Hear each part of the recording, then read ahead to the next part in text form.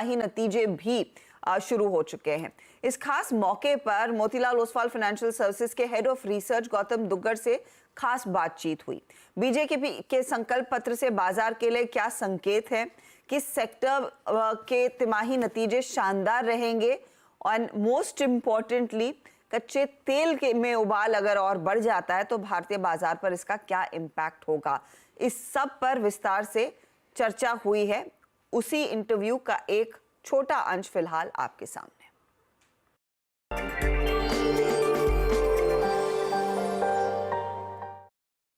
Market में इस समय थोड़ा सा डर का माहौल है क्योंकि ग्लोबली जियोपॉलिटिकल टेंशन्स की वजह से काफ़ी करेक्शन है। लेकिन क्या इसमें बाइंग अपॉर्चुनिटी है, और अगर हाँ तो किन स्टॉक्स और सेक्टर्स पर आपको फोकस करना है? आइए समझते हैं मार्केट में एक बहुत ही शार्प माइंड से Gautam Duggar, head of research eight Motilal Oswal हमें जुड़ रहे हैं आज इस मार्केट गुरु की खास श्रृंखला।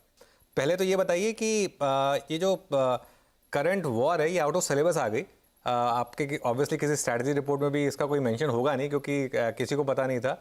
इसने क्या कुछ समीकरण चेंज करें इससे पहले कि हम इलेक्शन और अर्निंग्स की बात करें? अनुज, थैंक्स फॉर हैविंग मी। नहीं अनुज, सी जियोपॉलिटिक्स में आजकल काफी नॉर्मल हो गया है। एवरी फ्यू डेज कुछ ना कुछ चालू रहता है, कभी रशिया यूक्रेन तो कभी इजराइल पैलेस्टीन, अभी नया एक जुड़ गया इसमें इजराइल ईरान।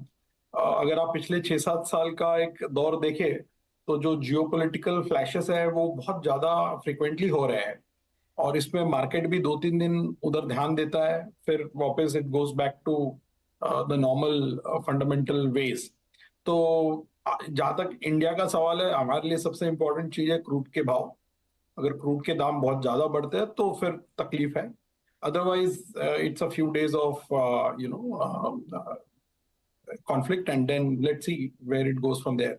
तो मुझे तो खैर कोई ज्यादा एक्सपर्टीज है नहीं इन सब टॉपिक्स में, बट हाँ एक चीज देखने में आ रहा है कि पिछले कई सालों से बहुत रिकरिंगली और फ्रिक्वेंटली हो रहा है। सिर्फ देश बदलते जा रहे हैं but geopolitics has become a very normal headwind nowadays. बिल्कुल।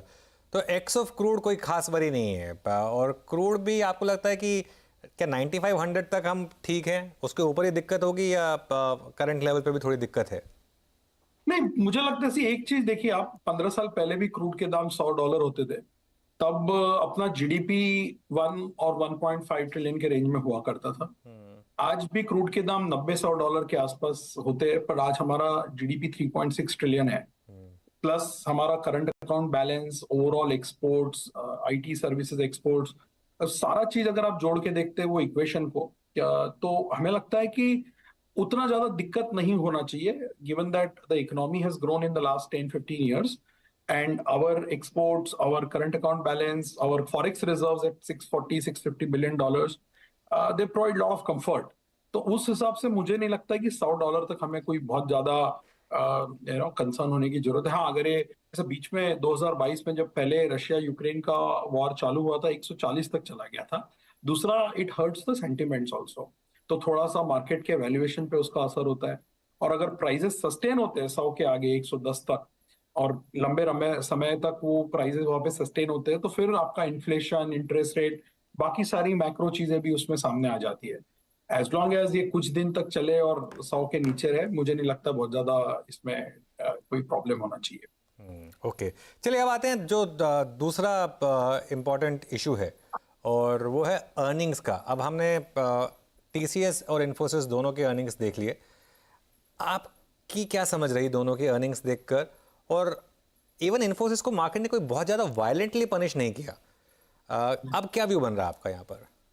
देखिए अनुज, हमेशा नंबर्स जो है अर्निंग्स के एक्सपेक्टेशन के हिसाब से और प्राइस में क्या है वो देख के एनालाइज करना चाहिए। सो आईटी के एक्सपेक्टेशंस बहुत म्यूटेड थे। जो हमारा पब्लिश्ड एस्टिमेट था प्रीव्यू, हम पूरा आईटी सेक्टर का अर्निंग्स ग्रोथ 4% का अनुमान लगा रहे थे। एब्सोल्यूट नंबर अगर आप देखें तो हमारा जो आईटी सेक्टर का कवरेज यूनिवर्स है उसमें हमें 29,000 करोड़ के प्रॉफिट का एक्सपेक्टेशन है। अब ये जो 29,000 करोड़ का नंबर है पिछले 7 क्वार्टर से यही रहा है, 28-29,000 करोड़ के रेंज में। तो पिछले 2 साल से आईटी सेक्टर के प्रॉफिट्स कहीं नहीं गए। इनफैक्ट अगर आप एक कदम और पीछे जाते हैं, FY22 का जो टोटल प्रॉफिट था निफ्टी के आईटी कंपनीज का, वो था 95,000 crore. Right, FY23, FY24 1,05,000 crore है, राइट। तो पिछले 3 साल से अगर आप नंबर देखें निफ्टी आईटी प्रॉफिट पूल का, तो लाख करोड़ के आसपास 3 साल से फ्लैट हो चुका है। उस कॉन्टेक्स्ट में अगर आप टीसीएस इन्फोसिस के नतीजे देखें तो एक्सपेक्टेशंस कोई बहुत ज्यादा नहीं थे। हाँ, इन्फोसिस का गाइडेंस जो है थोड़ा सा वीक है, but stock price has done nothing for last 3 years. आप अक्टूबर 2021 के प्राइसेस देख लीजिए आईटी कंपनीज के, और आज के प्राइसेस देख लीजिए स्पेशली इन्फोसिस के। तो मुझे लगता है, जहां तक मेरी मेमोरी का अगर सही है, तो 1900 का जो प्राइस था इन्फोसिस का अक्टूबर 2021 में, वो वापस हमने अभी तक नहीं देखा है, और उसके बाद लगभग 2.5 साल हो चुका है। जहां तक वैल्यूएशन का सवाल है, अभी 21-22 के रेंज में आईटी सेक्टर ट्रेड कर रहा है। तो मुझे लगता है मार्केट एक्सपेक्ट कर रहा था वीक नतीजे, इसलिए बहुत ज्यादा आपको वायलेंट रिएक्शन दिखानी है। Most of the portfolios underweight है। हमारा मॉडल पोर्टफोलियो में आईटी सेक्टर अंडरवेट है, और काफी टाइम से अंडरवेट है अभी। अगर आप इंडिया के टॉप 20 म्यूचुअल फंड्स के पोर्टफोलियो देखें जो हम पब्लिश करते हैं हमारे मंथली रिपोर्ट फंडफोलियो में, तो मैंने काउंट किया था, अभी जो मार्च एंड पे हमने पब्लिश किया है, 3 दिन पहले ही हमारा रिपोर्ट निकला था, तो लगभग 16 फंड्स जो है आउट ऑफ 20 वो अंडरवेट पोजीशन पे है आईटी में। और जो बाकी 2-3 भी है वो इसलिए उनके नंबर्स ओवरवेट दिखते हैं क्योंकि उनका एक स्पेसिफिक आईटी फंड है उनके बास्केट में। तो by and large most of the market anyways is underweight on IT. Okay, अगला जो बड़ा इंपॉर्टेंट ट्रिगर है मार्केट के लिए वो है कल एचडीएफसी बैंक के नंबर्स। यहाँ पर अब आपका क्या व्यू होगा कि इस बार के अपडेट्स उनके अच्छे लगे थे मार्केट को, और एक सेंस तो बनी है कि प्राइस वाइज तो बॉटम बना है यहाँ पर, टाइम वाइज करेक्शन का पता नहीं। आपका क्या व्यू है यहाँ पर? सो अनुज, इसमें कोई दो राय नहीं है कि वैल्यूएशन के हिसाब से HDFC bank is the one of the most reasonably price stock today. अगर आप प्राइवेट बैंक्स के वैल्यूएशंस देखें तो एचडीएफसी बैंक 2.3 टाइम्स पे चल रहा है FY25 पे, आईसीआईसीआई बैंक इज 2.8 और कोटक बैंक है 2.4 पे। बहुत रेयरली, मे बी शायद हमने पहली बार देखा है कि आईसीआईसीआई बैंक का premium versus HDFC bank and Kotak bank इतना ज्यादा है। अब आप पोजीशनिंग की बात करें तो आज भी नंबर 1 स्टॉक लोगों के जो पोर्टफोलियोज में है, in the institution side, it is ICICI bank. So most well owned stock is ICICI bank. HDFC bank पे काफी स्ट्रीट अंडरवेट है, हम भी 2 साल से अंडरवेट है एचडीएफसी बैंक पे, बट अब वैल्यूएशन ऐसे हो गई कि मुझे इसमें डाउनसाइड नहीं दिखती है। रही बात अपसाइड की, तो वो डिपेंड करेगा कि आगे के कैटलिस्ट क्या है। लाइक एक क्वार्टर पहले लोग डिपॉजिट ग्रोथ को लेके काफी कंसर्न थे, तो ये क्वार्टर में आपने डिपॉजिट एक्विजिशन लगभग 1,60,000 करोड़ का देखा है क्वार्टर टू क्वार्टर।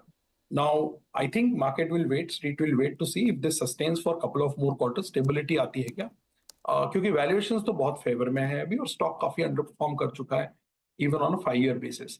तो while we are underweight on the stock in our model portfolio, हमें यहाँ से ज्यादा डाउनसाइड नहीं दिखती है। ओके, बिल्कुल यहाँ से ज़्यादा डाउनसाइड नहीं दिखती। अच्छा, ओवरऑल अर्निंग सीजन को लेकर अब क्या व्यू बन रहा है, क्योंकि ये वाला जो क्वार्टर है ये फुल ईयर का क्वार्टर है और कंपनियां गाइडेंस भी दे रही हैं ऑब्वियसली, तो क्या एज्यूम करके चलें, किस तरीके की अर्निंग्स, कहाँ पर आउट परफॉर्मेंस, कहाँ पर अंडर परफॉर्मेंस? सो अनुज, हमने इस क्वार्टर में थोड़ा जो एस्टिमेट बनाया वो काफी सॉफ्ट दिख रहा है, 6% ग्रोथ का एस्टिमेट है हमारे कवरेज का। मोतीलाल ओसवाल के 270 स्टॉक जो है, और निफ्टी में भी 6% कवरेज, 6% अर्निंग्स ग्रोथ का एस्टिमेट है। फर्स्ट 9 मंथ्स निफ्टी का अर्निंग जो था 26% ग्रो हुआ है। तो ये क्वार्टर में अगर आपका 6% ग्रो होता है तो फिर भी आप फुल ईयर पे 21% ग्रो करोगे FY24 में, with N underlying EPS of 980 rupees. जहां तक अलग अलग सेक्टर्स की बात है, ये क्वार्टर में जो 3 सेक्टर सबसे अच्छे परफॉर्म करेंगे वो है ऑटो, 20% अर्निंग्स ग्रोथ, 7th और 8th quarter in a row, one of the best performer. Cement में वाईओवाई नंबर अच्छे दिखेंगे, 32% का हमारा ग्रोथ का एस्टिमेट है अर्निंग्स का, बट सीक्वेंशियली थोड़ा सा सॉफ्टनेस है बिकॉज क्यूओक्यू प्राइसेस 5% गिरे हैं सीमेंट के। Third sector which is doing very well is pharma, वहां हमारा 33% अर्निंग्स ग्रोथ का एस्टिमेट है। सिक्वेंशियली भी नंबर अच्छे रहेंगे, वाईओवाई भी नंबर अच्छे रहेंगे, और स्प्रेड बहुत अच्छा है। दोनों ऑटो और फार्मा में बहुत अच्छा स्प्रेड है अर्निंग्स का, काफी सारे कंपनीज अच्छा कर रहे हैं। इनफैक्ट फार्मा में जो हम 23 कंपनीज ट्रैक करते हैं उसमें से 21 कंपनीज के नंबर बहुत अच्छे रहेंगे। सो ये 3 सेक्टर काफी अच्छे रहेंगे।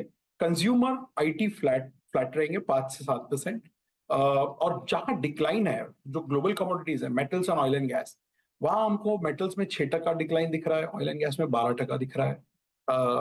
Sorry, reverse number, oil and gas में 6% और मेटल्स में 12%। तो ये थोड़े से डाउनसाइड में है।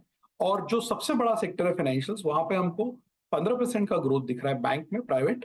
बट ये प्राइवेट बैंक का जो नंबर आएगा 14%, it will be a 10 quarter low earnings growth number, but it is well known. ये हमें क्योंकि हम तो 4 क्वार्टर के नंबर ईयर के बिगिनिंग में ही स्प्लिट कर देते, तो ये अनुमान पहले से ही था कि मार्च 24 क्वार्टर के नंबर काफी सॉफ्ट रहेंगे। 14% ग्रोथ भी जो दिख रहा है प्राइवेट बैंक में हमारे एस्टिमेट में, it largely because of HDFC bank. अगर आप एचडीएफसी बैंक हटा के देखते हैं तो केवल 6% ग्रोथ है। Same thing for PSU bank, 12% growth but at a 8 quarter low. केवल एनबीएफसी है फाइनेंशियल्स में जहां पे ग्रोथ काफी अच्छा है, 23%, और ये पिछले 10 क्वार्टर से अच्छा ग्रोथ आ रहा है। तो ये स्प्रेड है पूरे सेक्टर्स के अर्निंग्स का। 6% reported number, 12% excluding commodities, cement, auto, pharma doing well, metals, oil and gas declining, and banks number healthy but at a 8-10 quarter low number in terms of growth. Okay अच्छा, अब एक और जो trigger market के लिए हमने discuss किया up front, elections आज से शुरुआत हुई। इसको लेकर भी आपने एक स्ट्रैटेजी नोट लिखा है, मैं पढ़ रहा था उसको, और उसमें आपने काफ़ी सेक्टर्स की बात की है और काफ़ी बेनिफिशरीज के नाम डिस्कस करें। अगर संक्षेप में 3-4 की एरियाज बता सके तो। सबसे इंपॉर्टेंट चीज है अनुज, वो जो रिपोर्ट हमने निकाला वो बीजेपी के मैनिफेस्टो पे निकाला था। काफी डिटेल्ड मैनिफेस्टो था, 76 पेजेस का, और अलग अलग सेक्टर्स में वो क्या करेंगे, उनके प्रायोरिटीज क्या है, वो उसमें लिखा गया है। तो उसका हमने सेक्टोरल टेकअवेज बना के पब्लिश किया था। सबसे पहली अहम बात है कि कंटिन्यूटी है पॉलिसी में। There is no sudden disruptive change that they are trying to look at. तो जो फोकस था उनका infrastructure, capital goods, capital investment, PLI, manufacturing, housing, roads, metro, railway, defence, वही सब कंटिन्यू होने वाला है। मुझे लगता है स्केल थोड़ा बड़ा रहेगा। जैसे उन्होंने नंबर डाला है हाउसिंग में, उनको शायद 3 करोड़ और घर बनाने हैं for lower middle class and poor section of society. Gas की उन्होंने बात की है, by CY29 pipe gas for everyone. और जो फिर करंट इनिशिएटिव्स है इंफ्रास्ट्रक्चर और कैपेक्स और पीएलआई के, और साथ ही साथ मैन्युफैक्चरिंग के, वो कंटिन्यू रहेंगे। तो मुझे लगता है जो एक मार्केट के नजरिए से अगर आप इसको देखें पॉलिटिक्स को, assuming this government comes back, which is what almost all the opinion polls have predicted, giving them anywhere between 310 to 340 seats to BJP alone, and I think NDA from anywhere between 350 to 380. So let's assume that opinion polls are correct, and on 4th of June you have the same government in power. Then I think from a market's point of view, the direction will be more towards industrials rather than consumption. Consumption anyways has been weak for last 2-3 years. In fact, full year earnings growth for Hindustan Lever this year will be 0 in FY24. और जो ground से भी जो संकेत आ रहे हैं कि consumption में एक बहुत बड़ा कुछ low ticket consumption item, I am saying staples में कोई बहुत बड़ा रिकवरी नहीं दिख रहा है। तो ये जो मैनिफेस्टो है, जो इलेक्शंस है, इस सब का सार यही है कि industrial side, capex side of the economy should continue to do well, and that side of the market should also continue to do well.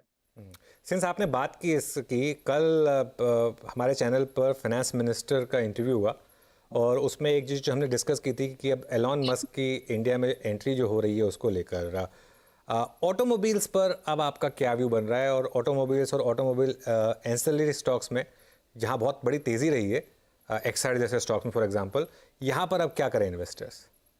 Anuj, automobile में आप अगर नंबर्स देखें पहले प्रॉफिट के, तो FY18 to FY23 मतलब लगभग 5 साल तक ऑटो के प्रॉफिट फ्लैट थे निफ्टी में, करीबन 28,000 करोड़ की तरफ।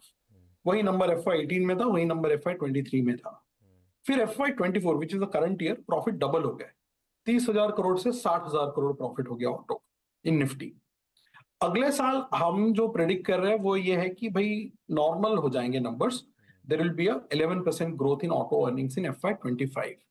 So जहां तक नंबर्स का सवाल है अर्निंग्स ग्रोथ का, अब थोड़ा सा नॉर्मलाइजेशन दिख रहा है। जहां तक स्टॉक्स का सवाल है, अभी भी हमें 4 व्हीलर ज्यादा पसंद है क्योंकि 2 व्हीलर में काफी रैली हो चुका है। हमने हमारे मॉडल पोर्टफोलियो में हीरो मोटर्स निकाल के अभी संवर्धना, मदरसन ऐड किया है। महिंद्रा एंड महिंद्रा हमारा टॉप आइडिया पहले से रहा है, वो अभी भी है। फिर हमारे पास सीवी में अशोक लेलैंड और क्राफ्ट्समैन है। और रिसेंटली हमने टाटा मोटर्स डाउनग्रेड किया था after the very sharp run up from by two neutral. तो मुझे लगता है सेक्टर काफी अच्छे दौर से गुजर रहा है। जहां तक वॉल्यूम का बात है, मार्जिन्स का बात है, सिर्फ एक चीज ध्यान में रखिए कि अब बेस काफी बड़ा हो जाएगा FY25 में। और एंसिलरी में हमें हैप्पी फोर्जिंग हमारा टॉप आइडिया में है। So that's our view on auto sector.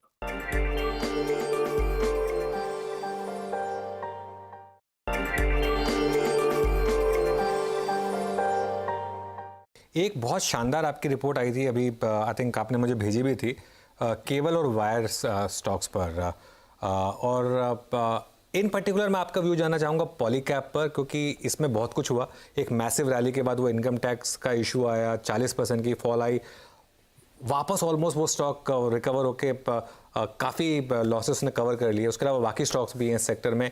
यहाँ पर अब क्या व्यू है और यहाँ पर प्रेफर्ड पिक्स क्या है आपकी? अनुज, इसको आप अगर थोड़ा सा कुछ सेक्टर से लिंक करके देखेंगे तो हमारा जो व्यू है रियल एस्टेट पे बहुत पॉजिटिव रहा है पिछले 1-1.5 साल से। हमारा मॉडल पोर्टफोलियो में भी बहुत बड़ा ओवरवेट रियल एस्टेट पे है और पिछले 3 साल से रियल एस्टेट के नंबर्स प्री सेल्स के बहुत अच्छे आ रहे हैं। तो construction cycle is going on. तो मुझे लगता है इसके जो एंसिलरी बेनिफिशियरीज है, building materials, cable and wire, paint, ये सारे भी रहेंगे। बट उनको हमेशा एक थोड़ा टाइम लैग के बाद बेनिफिट मिलता है, क्योंकि पहले घर बनते हैं, फिर पोजीशन मिलता है, फिर लोग उसमें इंटीरियर्स का काम करते हैं। So there is always a some time lag between different sectors benefiting from the same housing cycle. अब आता है केबल्स एंड वायर्स पे। ज्यादा केबल्स एंड वायर्स का सवाल है पॉलीकैब का। पिछले 5 साल का अर्निंग्स ग्रोथ लगभग 30% प्लस रहा है CAGR। company has become a very big market cap company now, and profit pool is also pretty large now, almost neck to neck with Havells. So अगला 2 साल का जहां तक सवाल है, हम FY24 को 26 जब देखते हैं केबल्स एंड वायर्स में, तो हमारा पॉलीकैब का अर्निंग्स प्रेडिक्शन है 14% का CAGR, KEI का प्रेडिक्शन है 23% का CAGR, और हमने उसी रिपोर्ट में एक और कंपनी इनिशिएट की है RR cable, which is a small cap, 18,000 crore market cap. वहां पे हमारा प्रेडिक्शन है 40% अर्निंग CAGR। तो ये जो तीनों स्टॉक्स है या पूरा सेक्टर है, they are a beneficiary of real estate as well as construction, housing cycle and government spending on infrastructure. तो इसलिए हमारा तीनों स्टॉक्स पे बाय रेटिंग है। ओके, तीनों स्टॉक्स पर बाय रेटिंग है इंक्लूडिंग RR काबिल। तो ये एक जो शानदार रिपोर्ट थी आपकी। अच्छा, एक सेक्टर जहां पर इस समय डबल वैमी है, ऑयल मार्केटिंग कंपनीज। आपने पिछली बार इसका मूव बहुत सही कैप्चर किया था, लेकिन एक तो प्राइस कट आ गया, जबकि कंपनियों को तो टेक्निकली प्राइस हाइक की ज़रूरत है, क्योंकि जिस तरीके से क्रूड प्राइसेस भागे हैं। और दूसरी तरफ अब इलेक्शन, तो जून तक तो और कोई प्राइस हाइक आ भी नहीं सकता। इसको कैसे देखा जाए? क्या एक स्ट्रैटेजिक मौका मिल रहा है यहाँ पर बाय करने का लोअर प्राइसेस पर, या अभी कुछ टाइम के लिए छोड़ दें? नहीं, हमने कल फिर एक रिपोर्ट निकाला है OMC सेक्टर पे, जहां पे हम कह रहे हैं कि क्रूड, जो हमारे ऑयल एंड गैस एनालिस्ट है, उन्होंने जो एस्टिमेट बनाया है, वो कह रहे हैं कि क्रूड 85-95 से ज्यादा लंबे समय तक नहीं ट्रेड करेगा। सो ये जो करेक्शन है ऑयल मार्केटिंग कंपनीज में, it's a buying opportunity.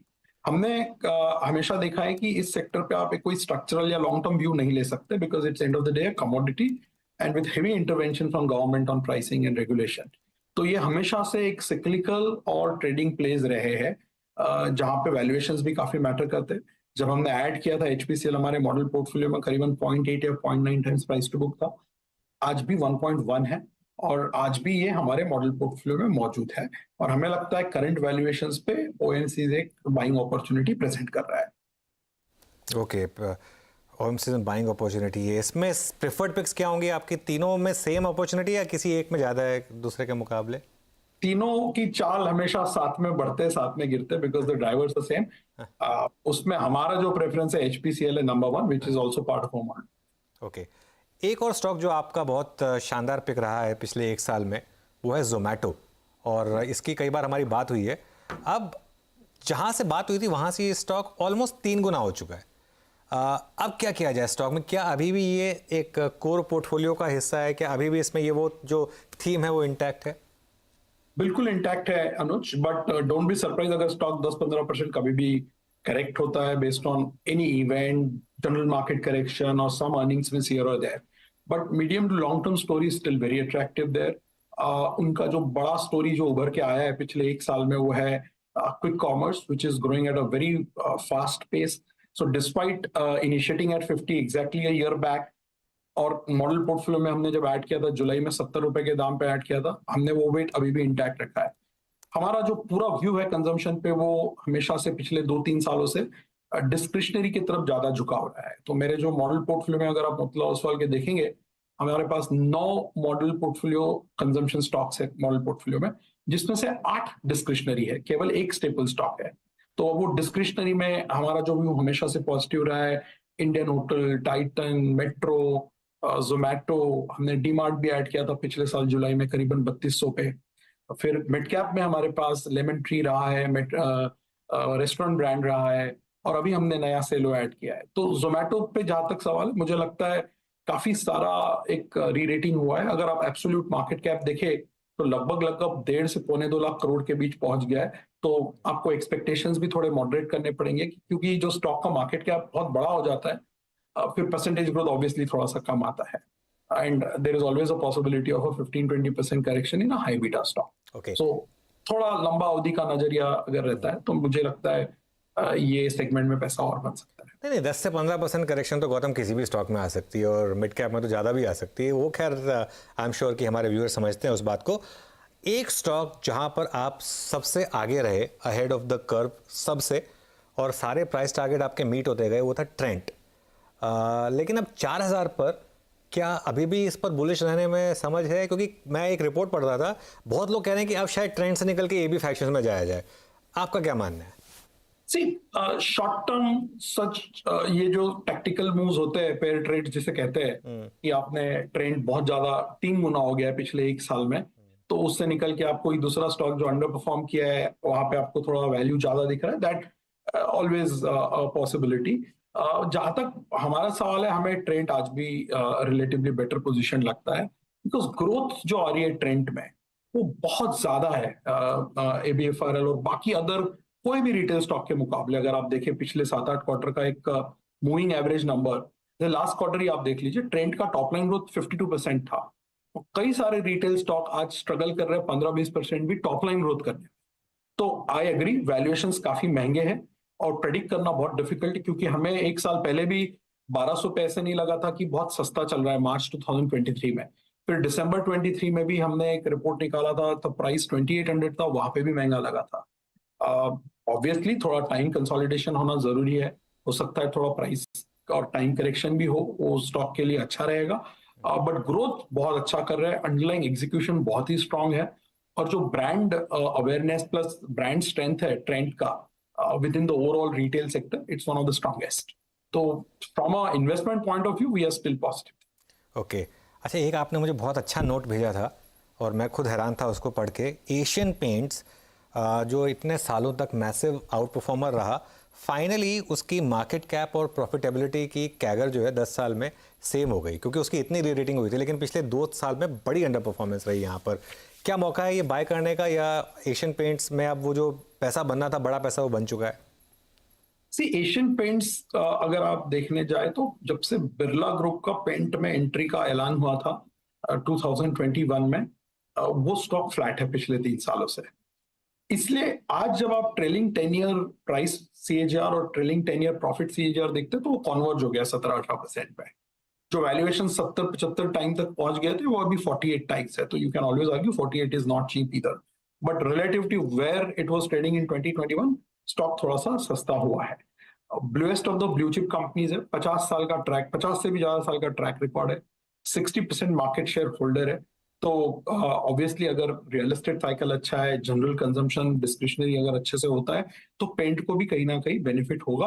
But short term में depending on how the competition does, मुझे लगता है थोड़ा सा वैल्यूएशन में और करेक्शन होने की उम्मीद है, क्योंकि अर्निंग्स ग्रोथ में कोई तकलीफ नहीं है, लॉन्ग बिग पिक्चर स्टोरी में कोई तकलीफ नहीं है।